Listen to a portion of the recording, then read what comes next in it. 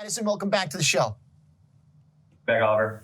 So let's talk some fundamentals here. We got a whole market that's been concentrated very closely on bonds. We got Powell talking to Congress today. He actually was talking crypto, a lot of the headlines that I saw. But do we expect anything new from the Fed chief? Do we expect anything from all these speakers lined up this week? Because there's a lot.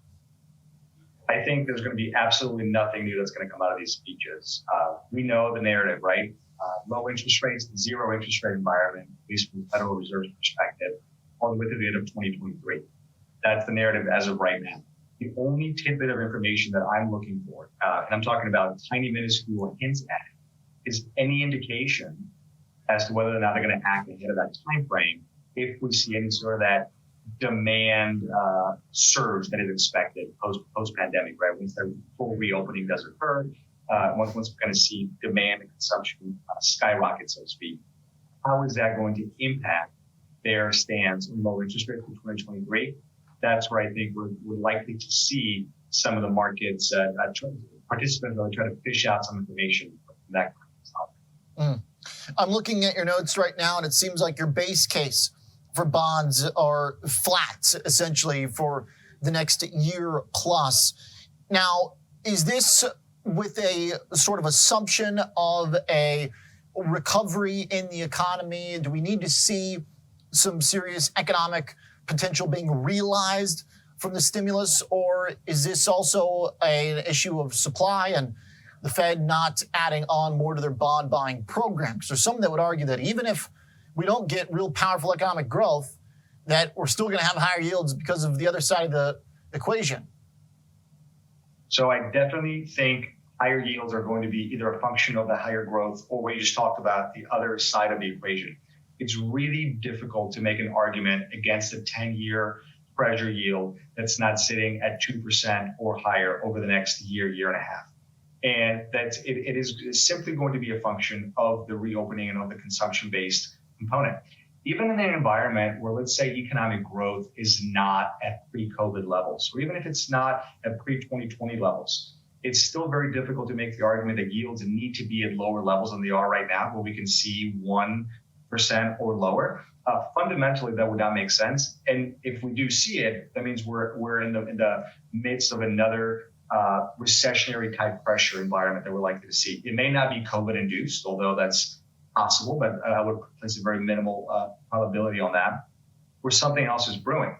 Because if you look at the data, kind of broadly speaking, any push on the demand side, especially now with the new stimulus package, especially with the vaccination efforts that are happening from the White House, I think yields only make sense for the right reasons for them to be higher at this point, Oliver.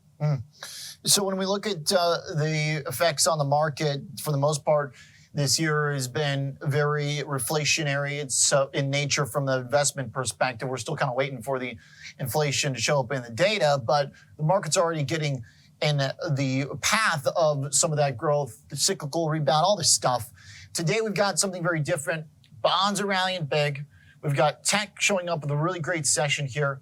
It seems like, at least I would argue, some of this looks tied to headlines overnight and this morning that various countries are slowing their vaccination rollouts.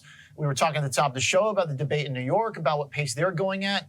Edison, as an investor, does one need to still monitor these day in, day out, weekly style short-term developments from the virus, or should we just concentrate that on a year from now, what that scenario is going to be?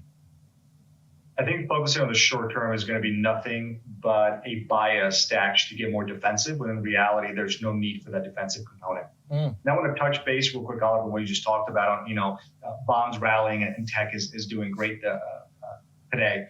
There's this narrative that's been happening, right? This negative correlation that, tech stocks go up and yields go down and vice versa. And I think that's really unpacking that makes a whole lot of sense, right? Because technology stocks were doing just fine back in 2017, 2018, when yields were near 3%. So to make the argument that they're not going to do better because of where yields are right now, and if they rise, I'm not quite buying that story entirely.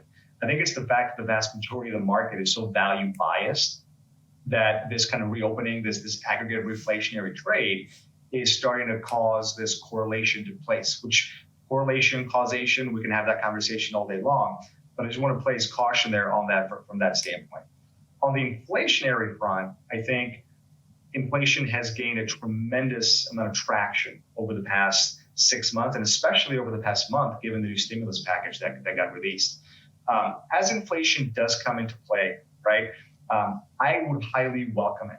I think the narrative and the rhetoric that inflation is going to skyrocket and cause bonds to lose tremendous value and stocks to also lose tremendous value. There's simply no real statistically significant evidence of that going back historically. And we look at this going back 50 years and track the data and said, okay, what happens when CPI rises at crazy levels? And everything is very spurious. So that notion that inflation is coming down the road, great, so be it. We would be actually in a better environment in that 2.5% to 3% CPI over the future than we have seen over the past 15, 20 years, with CPI averaging well below 2%. And we have been arguably what has been one of the biggest and largest accommodative monetary policy periods in history, Oliver. Edison, we're looking at a chart from a recent report of yours looking at month over month annualized CPI, and good luck making any sense out of this. It seems like, to your point, that there's not any real obvious correlation, at least looking at the sample set of data you have here that I believe goes back about 50 years. Exactly. And actually, the argument that the data revealed for us is that you tend to have more volatility in that 2 to 3% CPI range than when you get above that. And everything I'm seeing right now is that there's this fear of a CPI above that 2.5%, 3% or 3.5% range. And what the data shows us is that everything is spurious in terms of volatility and negative returns after that. There are many other factors that come into play, anywhere from politics to geopolitics to concentrations in the market. So to make the argument that inflation alone is going to cause havoc to bonds and or stocks, there's simply no merit to that, despite how good it may sound from a conventional wisdom standpoint. Okay. I like the data here, certainly reassuring. So far, though, we've gotten tech trading basically 1-to-1 with yields. So should we get ahead of that or wait till it tells us we're in the clear, Edison? Last thought?